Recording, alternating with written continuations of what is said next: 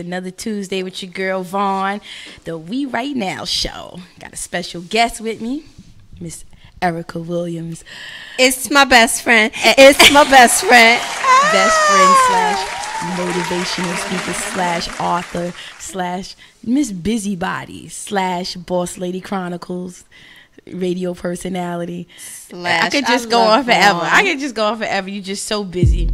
But what's up? What's up? We in here. We just got a bunch of information. Yeah, cause I said me and you will never part. Oh my God, we do this together sometimes. You know how we I'm do. happy to have you. I had to send a formal email Yes, to she her, had by to the invite way. me like she invites everybody else. Why am I not special enough to get a formal invite? Oh my God, you know what?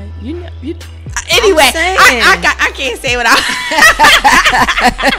First of all, I wanted to understand how this pastor and his wife is out here stealing the congregation money. What was it? Wait, let me go look. With a Nigerian oil scheme. Well, why are you talking about that? Or why are you looking for that? I got it, and I don't understand it. Yesterday, a federal jury convicted a Virginia pastor and his wife for a $2 million fraud scheme that victimized investors and members of their own congregation. According to reports, 53-year-old Terry Wayne Melend, the former senior pastor of Victorious Life Church in Alexandria, and his 57-year-old Brenda Melender were involved in a Nigerian oil scheme and were accused of using the money to pay for personal expenses like golf trips, birthday parties, and to help buy their $1.75 million house. Prosecutors say the couple recruited investors for companies they said provided small loans to poor people in developing countries and helped broker Nigerian oil deals, says the Associated Press. To conceal how they used the money they falsely assured. So they lied to people and told them we're helping people in another continent. Yes. Please donate this money so that people can start their own dreams and underprivileged. And they took that money and lived off of it. I had the same argument with my ex, and he would come to my church and say, "Oh, why is your pastor driving a BMW?" And look at all these people in here. They make good money. Your church must have money. A pastor has a calling. Not every one of them do, but a pastor that has a calling that is coming and showing up on a Sunday to save souls or to help people deal with the issues that they're dealing with, right? If you go into church, you're not drinking, you're not drugging, you're not fornicating, as they say. You're not doing anything detrimental to your life that will harm you. Now, I've said that to other people and they say yes, because they're robbing people, right? So I mean, if you going in there and you broke already, or you're poor, you're struggling, and some of these women, the children get mad because it's like, my mother's giving all the money to the church. But this man that is coming there cannot rightfully, realistically come there and not get paid, because who's paying? Who's gonna pay his bills? Now, if he goes into the church bucket and says, "Oh, I need this and that," would be wrong. He has a salary. He has a salary.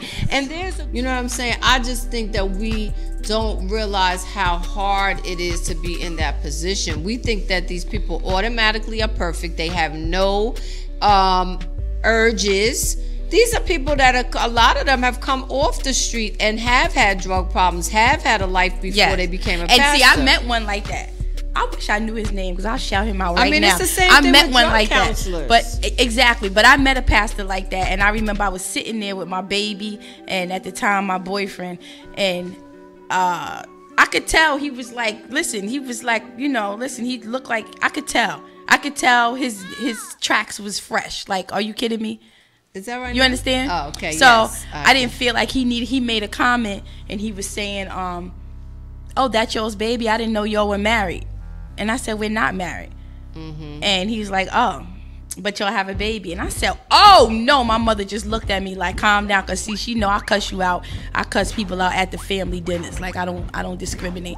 And the thing is, for one, we have to take the message and not praise the messenger. And then we got to see where these things are coming from. Who's bringing you the information? If you feel a certain way about a pastor and you know doggone well he's a dirty dog, that should not turn you away from the word or God or the Bible. It should turn you away from that particular person. Really challenging thing about moving from one God to the next is that you want to throw out the bad things from the past guy, but you want to keep the good things from the past guy too. Yes. So the last guy that you were with had some good qualities. So, you know, when you leave his badness alone, you turn on him and you have to leave him alone, you're throwing the good and the bad out. Yes. And you miss that. There's some good things about them that you're not going to find in the new person. The new person is good in this area. Like, good. He doesn't have these qualities. He may not be smacking you on your ass every night. And your man before him was. And you're like, you're walking past him like wanting to be like, come on. Yeah, and he's not doing it. And that is enough. That is enough to make you that is enough to make you creep. Listen, because what you're used to, some of the reason we stay is because we like the good parts. Yes, I agree. It can't be all bad. But I never want you to feel like self-esteem that we just gonna take all every day. This nigga's treating you bad and you take it. Yes. No, it's not. I get it. And I hear tell you because you be thinking. No, I just know that people will try to make you feel guilty, like, because you keep picking these type of dudes. And no, you may go from, an unemployed lazy one to one that got a great job. You may go from, one that have too many kids and too many baby mamas to one that don't have any of that, or maybe has, 2 kids by one baby, by one woman, and she's like an awesome baby's mother, like, for you to deal with. But there's still hidden things. So when you break up with that second person, or you start complaining about the second person, somebody always wants to get in your ear and tell you what you're doing wrong. And all you're trying to do is find happiness. That's right. My mom, my dad left when I was 9. My sister's 9 years older than me. When my mother and my father broke up, I watched my mother turn into this very bitter and angry woman. And I said, I'm never going to be like that.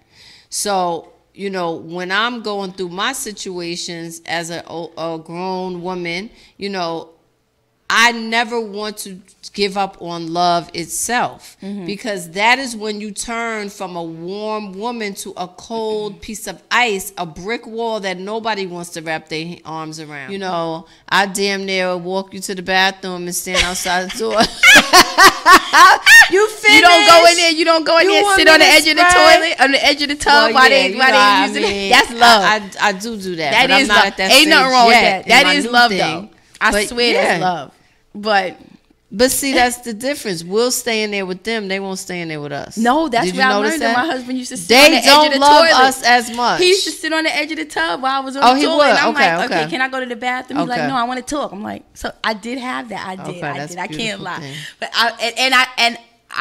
I will take that to a new relationship. But I may know a few things about them, and I'm looking at them like, what you gonna just pretend all your life? Yes. You gonna act like there's nothing ever wrong? Yes. Is that real? If you always showing the good stuff about your relationship, then are you really being real?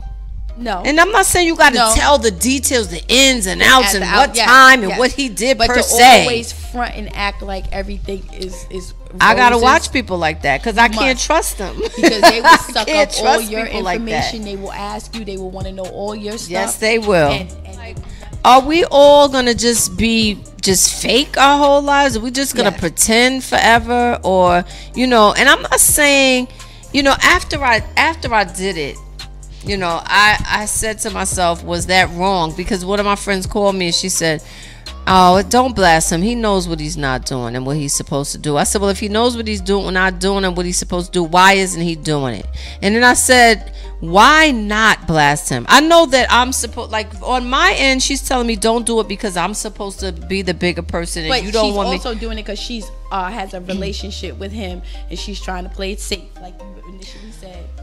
My thing is, why not? What did this person do that they deserve the respect and the privacy of what they've done why do they deserve not to be put on blast? That's that. And when somebody can answer that question for me, I'll probably stop putting niggas on blast. And people when we think we find the one, we want that to be the one. Exactly. Most women, not all, but most. And women. we do what we're supposed to do to try to ensure that that's the one, though. Yes, we don't want to keep looking. We don't want to keep carrying on. I feel it's just my opinion. They will keep carrying on, but we don't want to keep carrying on. I don't think we go through it as much as far as a midlife crisis or trying to prove ourselves that we still have it. Exactly. So I don't need to. I know I still got it because I'm still getting looks. I'm still getting DMs. I'm still getting, but it doesn't have to go to my head. Get with the new person. It is really hard when you come from a relationship that went on a long-term relationship, 9, 10, 15 years. Like, you are only used to sleeping in the bed with that person. Yes. You are used to their ways, and that's hard. Even if the new person knocks you off your socks and it's like you're just hanging out, when it comes down to that laying in the bed at night and that downtime and that just sitting around, that's when you compare. Really know. That's when you really know, like, can you do that for the rest of your life with that particular person? I do have my guest in the building, Miss Kouture. What's going on? Can I get it? Do I need this one? Like, I haven't been in the radio station for a minute. Go ahead. You can. That's where you from? I'm from Newark. Oh, okay. All right. So, how did you get into this? Because you make clothes. You're not just ordering clothes, resell. Like, you actually sew. Yes, I am a seamstress. Yes, that's a big deal. I know. That's a lot different than somebody who just order 100 or something and just be like, I'm sell clothes. Yeah, that's what made me really come into the business. Like, when I came in, I started off that way, ordering clothes, and I said to myself, what's going to make me different? The people that know you, like I said, they don't want to spend the money. They don't want you to like drive a better car than something. Yeah. They feel like they're giving you something. And the people surrounding areas, they don't care. They just want what's hot. They want what you Bitch, have. it's hot. It looks good. You know what? I want it, and that's what counts. So I have a lot of clients all over, and I'm just thankful and blessed that I can be able to create. That's what I love. I feel like God has blessed me with a gift to forever be okay. You know what I'm saying? Now, do you do fashion shows and stuff like that? Yeah, I do fashion shows. I mean, I have been doing some fashion shows. Maybe like last year, I always do the big fashion show that's around this area. Next year, I'll be doing Fashion Week. So, really? I mean, I'm doing some things around here. Yeah, 2018 is a little different. Okay, all right. Are you still going to keep your store though? Yes, I'm going to. Yes, definitely. That's the foundation. I've been standing still on that store for 9 years now. Don't move it. I'm not. No, I love that store. I'm actually waiting for a close girlfriend of mine who I actually started out in that store with. Like. We trying to do so much, but I'm only one person, you know. So it's like I have 3 babies, 2 sons, and the store. That's my third. That's why this year is so important to me, because I'm doing something different. I'm actually, manufacturing. So I'm gonna be trying to get Kouture into different stores, Yes. So all the boutiques that's all around the area, that go out and get clothes to resell at their store, mess with your own kind. Mess with your own kind. Yes. And how old were you when you said, this is what I'm going to do? Like, I'm going to get into fashion. Was that your first love? No, my first love. Dang, no. I started late in the game. Like, really? Yes. Like 9 years that I had the boutique. I only been sewing now for 7. Oh, so you didn't always know you could sew? I ain't never know I could do this. Okay. I just love to dress, girl. Okay, all right. Okay. So, I just love to put it on. Okay, the same stuff. What's gonna make me different? So, I went to that YouTube, went to that school, set down my work, and I got busy. That means a lot. I'm telling you, that means a lot, because it's so easy to just follow the trend of what people are doing. Yes. And it's hard to step out on faith sometimes and say, I'm going to do it. And I stepped out on faith. Yeah, I'm going to do something a little different. Yes. Now, are you making furs? Because I saw you had a fur. Are you making furs? Yes, I'm getting into furs. I'm getting into different things. I'm taking some courses now to do some men pieces, and it's going to be dope. I thought you started out. I thought you went to like FIT or something. You know, like I know, right? Because that stuff is okay with me. And you know what? That's what I'm talking about. Like, that's why I be so blessed and like, you know, feel, because I'm like, yo, even when I make some people, I'm like, God damn, don't this shit like that? Yeah, yes.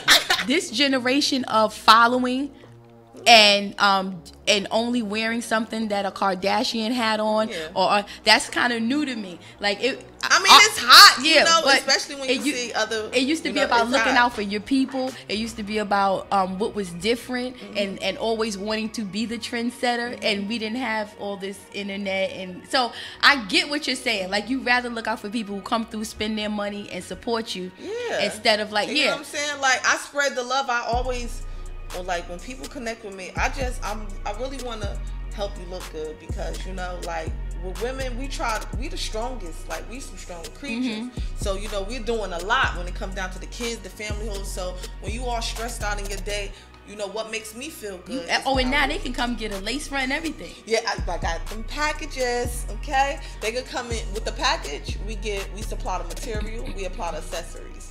We make the pocketbook, of course, our clutches and stuff out of the material, and we supply the accessories, the look that we know that goes with the dress. So that comes with the earrings, you know, whatever you need, a necklace, you know, the looks that got shop. Okay, 30. I don't know why 13. 13 Warren Street, Newark, New Jersey, Tuesday through Saturday, 11 a.m. to 7 p.m. You can find on Instagram Cali, KALIK. OUTURE_ Cali Kouture. Twitter Cali Kouture, same thing. 973-776-4104. And I think y'all need to check her out. I think y'all need to check her out. She definitely got a lot of bodysuits. I see shoes. Yeah, we got boots, shoes in there. Furs. We got little coats in there, furs. Yes. Let drip on me. Yes, she got everything. So I think y'all need to go on through there. Ankle boots, knee boots, snow boots. And you make stuff for dancers. Yes, I make stuff for entertainers. Make sure y'all tune in next week. We right now show every Tuesday, 6 to 8 p.m. Eastern Standard Time. Thank y'all for listening. Peace.